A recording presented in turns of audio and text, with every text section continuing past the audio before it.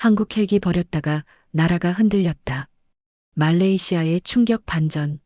조작된 음모, 드러난 진실에 전 세계가 놀랐습니다.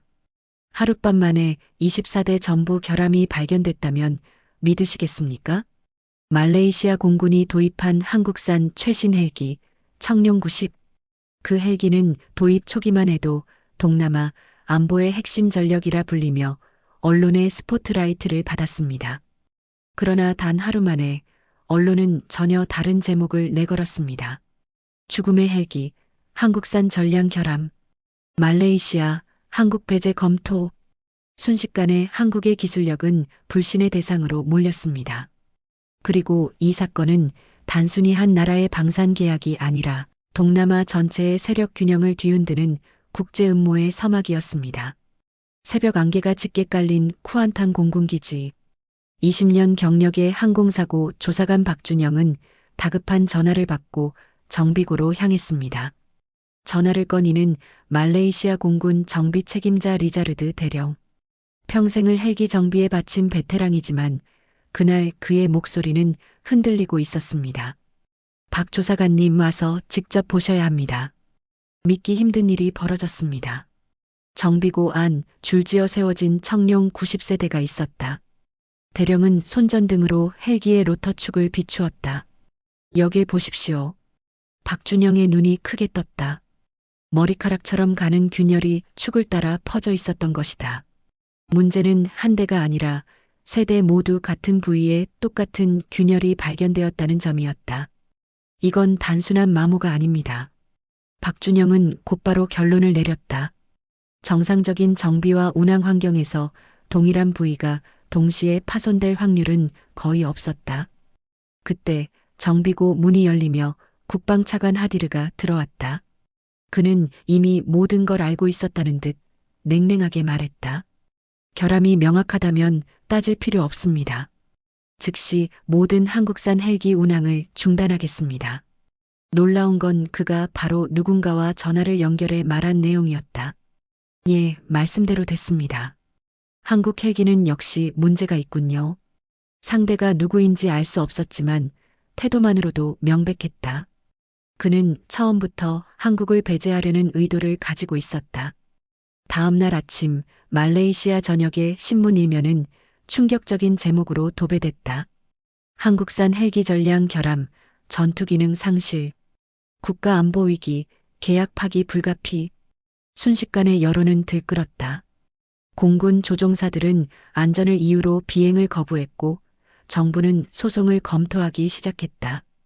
이 소식은 인접국에도 전해져 한국산 무기를 도입하려던 여러 나라들이 계약을 재검토했다. 그러나 박준영은 속으로 중얼거렸다. 어제까지만 해도 멀쩡했던 기체들이 왜 하룻밤 사이에 동시에 같은 결함을 드러낸 거지? 그날 밤 그는 정비고 근처에서 수상한 그림자를 보았다. 검은 복장을 한 사람들이 헬기 주위를 맴돌며 무언가를 설치하는 모습이었다. 순간 그의 등골이 서늘해졌다. 그러나 그들을 추적하기도 전에 그림자는 어둠 속으로 사라졌다. 박준영은 확신했다. 이건 단순한 기술 문제가 아니다. 누군가의 의도적인 조작이다. 며칠 후 한국 방산업체의 해외 담당자 정윤호가 박준영에게 비밀리에 연락을 취했다. 조사관님, 제발 다시 확인해 주십시오. 저희 헬기에 근본적인 결함은 없습니다. 곧 전문가를 보내겠습니다. 이름은 한서진입니다. 그녀는 설계부터 모든 과정을 직접 참여한 핵심 인재입니다. 박준영은 갈등에 빠졌다. 이미 정부와 언론은 한국산 헬기를 불량품으로 규정했고 자신이 한국의 편에 선다면 매수됐다는 오명을 쓸 게 뻔했다. 그러나 그의 직감은 말했다. 진실은 아직 드러나지 않았다. 그는 스스로 다짐했다. 나는 조사관이다. 권력도 돈도 아닌 진실을 쫓는다. 그리고 알지 못했다. 자신이 마주한 사건이 단순한 결함 논란이 아니라 동남아 전체를 뒤흔드는 거대한 국제 음모의 시작이라는 것을. 말레이시아 국방부 청사안. 긴급 대책회의가 열렸다. 국방차관 하디르, 공군 참모총장, 국방 관련 의원들, 그리고 언론까지 몰려 있었다. 하디르는 단호하게 말했다. 한국산 헬기는 더 이상 믿을 수 없습니다. 전량 운항 중단, 계약 파기, 그리고 손해배상 소송까지 진행하겠습니다. 회의실이 술렁였다. 그러나 공군 참모총장 무스타파 장군은 즉각 반대했다. 차관님, 조금만 더 신중해야 합니다. 청룡 90은 우리 작전의 핵심입니다. 당장 철수시키면 공군의 작전 능력에 공백이 생깁니다. 적어도 조사가 끝날 때까지는 보류해야 합니다. 하디르는 비웃듯 대꾸했다. 장군님, 국민들은 이미 언론을 통해 죽음의 헬기라는 말을 들었습니다. 여론은 우리를 가만두지 않을 겁니다. 정치적 결단이 필요합니다. 그 순간 장군은 속으로 중얼거렸다. 이건 단순한 군사 문제가 아니라 누군가의 정치적 계산이 숨어 있다. 며칠 후 말레이시아 주요 방송국에서는 긴급 토론 프로그램이 열렸다. 한쪽에는 하디르 차관이, 다른 한쪽에는 방산 전문가들과 시민 대표가 앉아 있었다.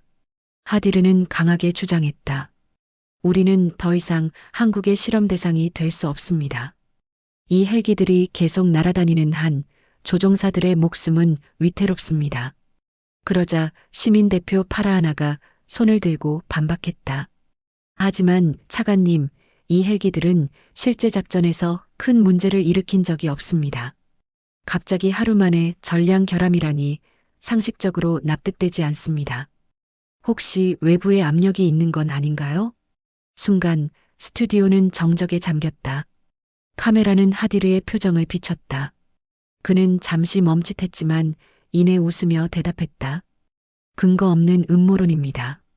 우리 정부는 오직 국민의 안전만을 생각합니다. 그러나 박준영은 TV 화면을 보며 속으로 말했다. 거짓이다. 저건 분명히 준비된 각본이다. 그 시각 박준영은 한국에서 파견된 전문가 한서진을 공항에서 맞이하고 있었다. 그녀는 30대 초반의 젊은 엔지니어였지만 청룡 90의 핵심 설계부터 시험 비행까지 직접 참여한 인물이었다. 조사관님, 제가 설계한 기체가 이렇게 매도당하는 걸 도저히 두고 볼 수 없었습니다. 그녀의 눈빛은 흔들림 없이 단단했다. 두 사람은 곧바로 정비고로 향했다. 헬기의 부품을 하나하나 분해하고 균열이 생긴 부분을 정밀 검증했다. 한서진은 확대경을 들이대며 중얼거렸다. 이건 자연적인 금이 아니에요. 외부에서 인위적으로 가해진 흔적입니다. 특정 화학 약품을 이용해 금속 피로를 유도한 것 같아요. 박준영은 눈을 크게 떴다. 그렇다면 누군가가 의도적으로 기체를 망가뜨렸다는 거군요.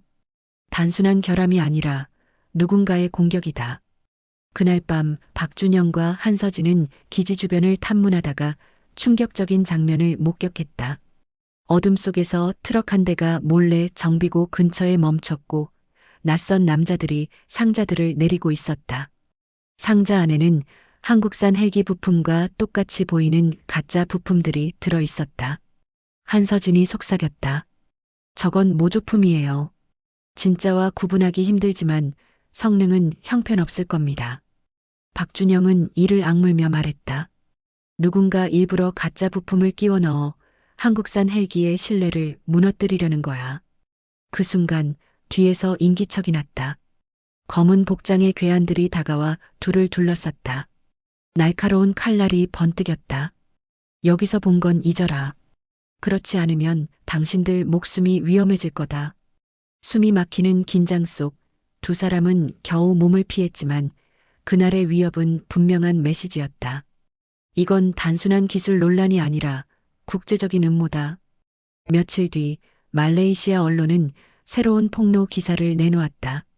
한국 헬기 부품 납품 과정에서 불법 거래 정황. 기사 속에는 가짜 계약서와 조작된 영수증 사진이 첨부돼 있었다. 국민의 분노는 더욱 거세졌다. 국회에서는 한국 기업을 즉시 배제하라는 결의안까지 상정됐다. 하디르는 의기양양하게 선언했다. 우린 한국 대신 더 신뢰할 수 있는 다른 파트너와 손을 잡을 것입니다. 그가 말한 다른 파트너가 누구인지 이제는 모두가 알고 있었다. 중국이었다. 이 소식은 한국 본사에도 전해졌다. 정윤호 담당자는 박준영에게 전화를 걸었다. 이제 시간이 없습니다. 한국 기업은 이미 국제적 신뢰 위기에 빠졌습니다. 진실을 밝혀내지 않으면 우리는 완전히 몰락할 겁니다. 박준영은 창밖을 바라보며 깊게 숨을 내쉬었다. 진실은 반드시 드러난다. 하지만 그 대가가 얼마나 클지는 아무도 모른다. 그리고 그는 결심했다. 끝까지 파헤치겠다. 설령 목숨을 걸더라도. 박준영과 한서진은 헬기 내부에서 발견한 부품을 정밀 분석하기 위해 은밀히 작업실을 마련했다. 정비구 안에서는 더 이상 안전하지 않았기 때문이다. 밤새 현미경으로 들여다본 결과 그들은 충격적인 사실을 확인했다. 봐요. 이건 명백히 위조 흔적입니다. 한서진은 떨리는 손으로 부품을 가리켰다. 표면에 남은 미세한 흔적, 전혀 한국 공장에서 찍혀 나올 수 없는 불량 표시예요. 누군가 고의로 조작해둔 겁니다. 박준영은 입술을 깨물며 중얼거렸다. 이건 계획된 음모다. 누군가 한국을 의도적으로 몰락시키려 하고 있어. 며칠 뒤 박준영은 비밀리에 한 제보자를 만났다. 제보자는 말레이시아 국방부의 하급 직원이었다. 그는 떨리는 목소리로 말했다. 저는 차관님과 외부 인사들이 만나는 걸 직접 봤습니다.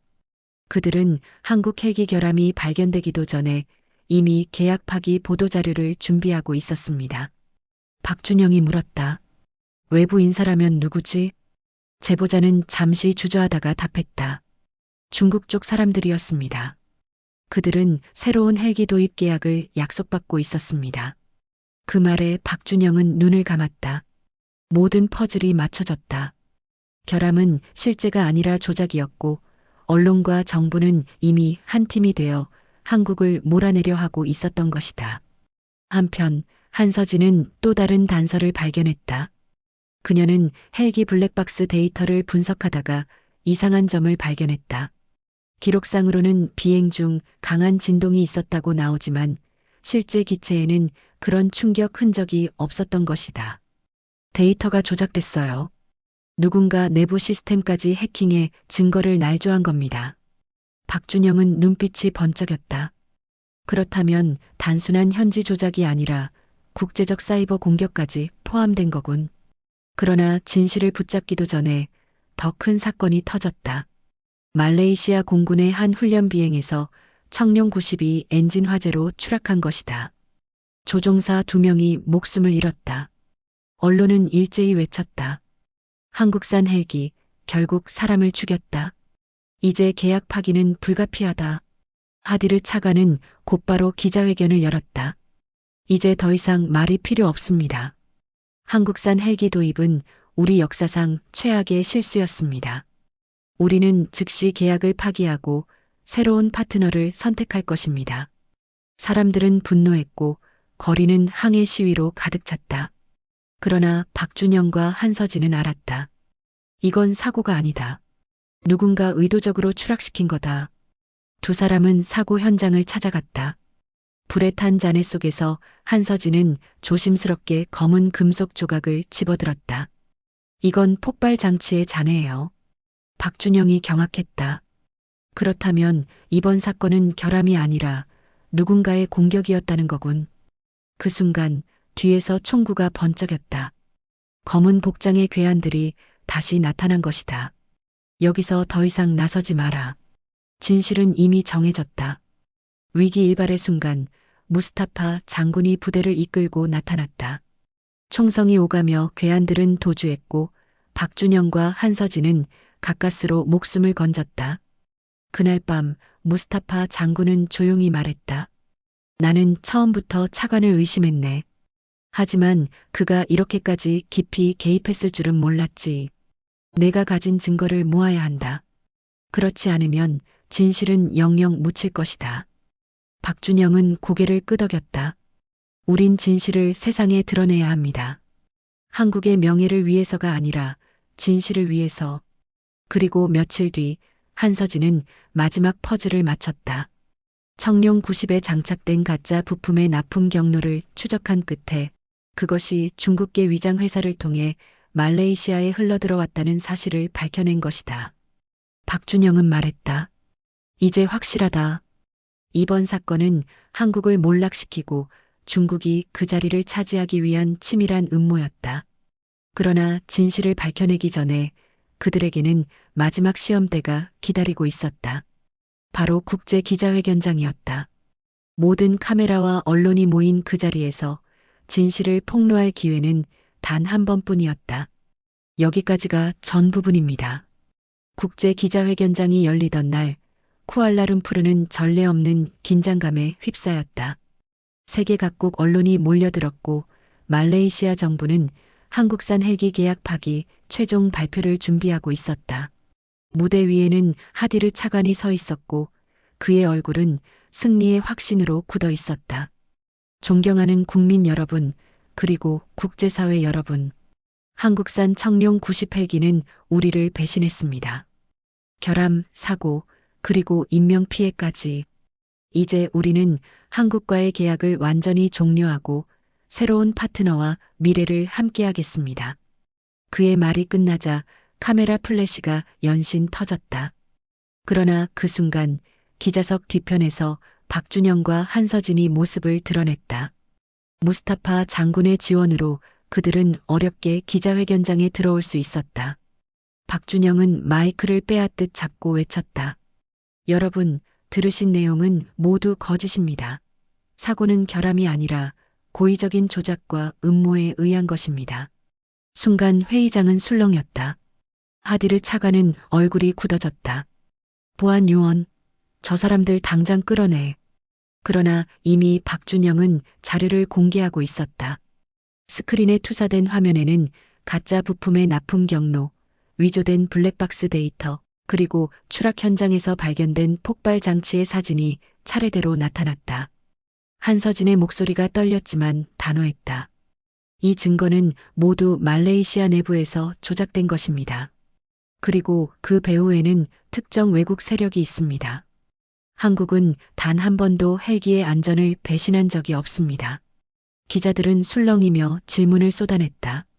그렇다면 차관님, 왜 사전에 계약 파기 발표문을 준비하셨습니까?